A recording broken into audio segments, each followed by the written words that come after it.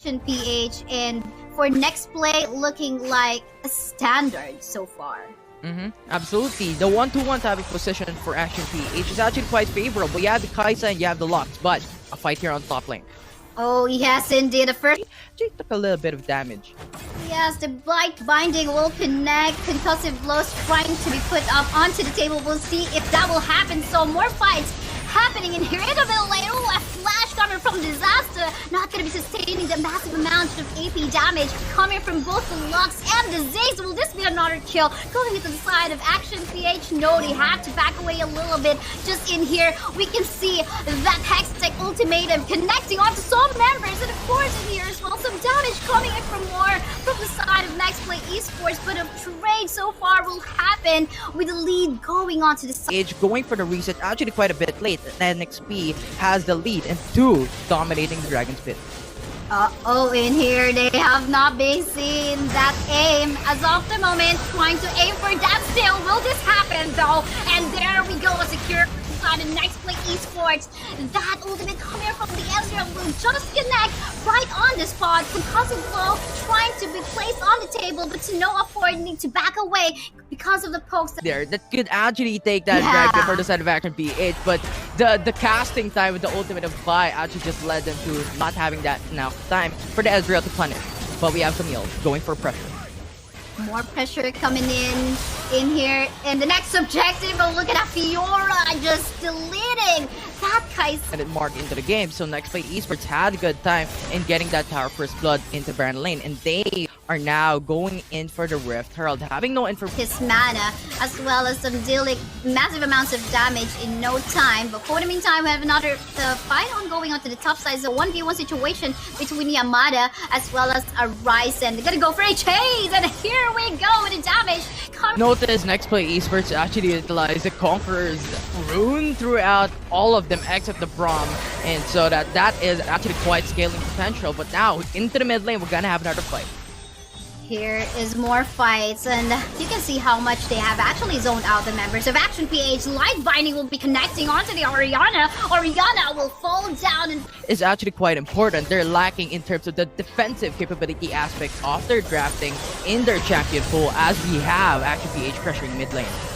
Hextech Ultimatum onto one member on the side of Action PH, and of course a stasis as well to help him sustain and still go back alive, and not even scared about casualties onto Action PH. They have the right if in case they would want to go for an objective there already, but they're not done. They're gonna go punish some of the members of Action PH. For the meantime, the GA has been popped up already. Aim gonna go for a stasis right after the punishment, but again the damage coming from the Israel's already on point. Yamada will fall down to 48 by the rest of the gang, and side of Action PH, and Choli as well is not just stopping, so was his Joshi, and that is 13k a goal lead. And not to mention, this is a well-fed Orianna, but hold the fuck, because some pokes happening in here again. Gonna go for the Hextech Ultimate and try to punish Aim, and the jungler on the side of Action PH trying to delete Aim from the map. Again, Wild Drift, it is really more on who gets to punish the junglers first,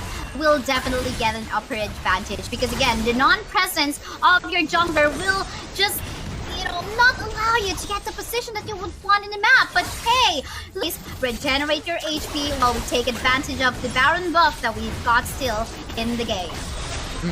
It's now NXP is just utilizing Baron buff very well, thinking, what are we gonna prioritize at this point in time? Each of our lane is gonna be pressured. Oh man, and look at that zone space. Everything is just so created for the damage dealers on the side of NEXPLAY Esports. Fiora though will suffer from that Garen onto the bottom lane part of the map, as it was actually in between the turrets as well as the Nexus. So here we go. Let's see what else will happen in here. It's just you know, I think this is NEXPLAY Esports capitalizing the Baron buff just to take down all of the turrets and actually all of the members. This is another Team Ace.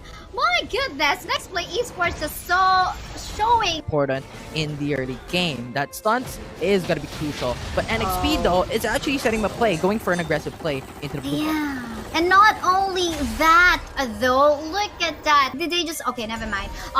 Yeah, going back into the mid matchup in here, definitely truly got the upper advantage, but we talk about the fight that is happening already. Though in here, it's gonna get punished again with a sonic wave coming out from that Luzon, and them getting... So NXP gaining that first blood. Oh, they're not really giving a space for AIM to actually get the farm that he needs. And in here, Justice just playing Luzon onto the proper. Oh, look at the Dragon's Rage connecting onto Aiko. And Aiko not able to do anything. Like how Corki actually went back a bit and no information for Action PH to gain the knowledge of where NXP might be as they go easily onto the Ocean Drake with no contact. For a counterplay. Yes, maybe they will be able to get this turret, but ooh, just right on time. Though, look at the ultimate coming from the Ezreal as well. And a defensive play coming out from the rest of the members of NEXPLAY Esports. Gonna go for that missile barrage though, but in here, Josh is trying to come in. Sonic Wave there, instead gonna go for that minion waves first, and the bottom lane part of the map though will be pushed as well. Going back to the top fight, Janna will fall down onto the hands of that Corki, but then again, there will be some exchanges that will happen. Jolly in here will be able to save his life. Ooh, the flash came out, but the chase is still in here on point, as well as the Joshi back in. Oh, look at scary. I mean, the gold advantage is on the hands of NEXPLAY Esports, and looks like their chance just trying to find a perfect spot. I'm not so sure that this is a good idea, that they're actually in a corner of their job of the situation wherein they could lose this outer turret in the middle lane. Oh, look at Joshi just trying to go for an entrance, just poking the hell out of members of Team Action. White is able to just dash into the Dragon's Pit and get that still up and running for their team, and yet also has that value to set up a play with its ultimate available. Oh, nice attempt though in trying to go for a steal. Unfortunately, that was quite early from the Dragons. For the meantime, Joshi is actually trying to flag from this side in here. Simon's not very safe as of the moment. Really just gonna go die onto the end of the Ezreal. And here, more folks coming from Joshi as well. Gonna go for the stasis to help his life. In here onto the side, we can see the Ezreal's also flanking. But will he still survive in here? 4 members from the side of Action PH, so all alive, just right on time. The Jace is still present for Joshi, however. So in terms of dealing more damage, they still can go for that confident play. We got the ultimate available. Gonna go for that true shot barrage. 8. So overall, this is not looking favorable for them as NXP looks to go for the Baron Nashor. Go for this redemption to get the vision in the map, but again, I don't think it's the best idea for AIM to try to go for a sacrifice. We did not enough. It was alone Aiko, it was alone Galio, but hold up. Oh my goodness, too late though. In their lineup, Just Cheese, Luzon, Uzis, Ezreal, and of course Trolley's Corki as well. So it's gonna be tough on who to decide who, but for the meantime, I'm gonna go for that Dragon Rage as well, then go for a flank. And in here, we see more team fights happening in here. We can see the aim is Riot as of the moment. Josh is super low. Gonna go for the CCs. He still got the GA, but the rest of the gang on the side of NEXPLAY Esports gonna go for more poke damage. And here, I'm pretty sure that with Ezreal joining the gang as of the moment, more damage can be pulled off. In this draft, that Cloud Drake is gonna exponentially grow the reactive play, the quick responses, and the type of play that they could do. But Ezreal is gonna be picked off with the Stasis Antra.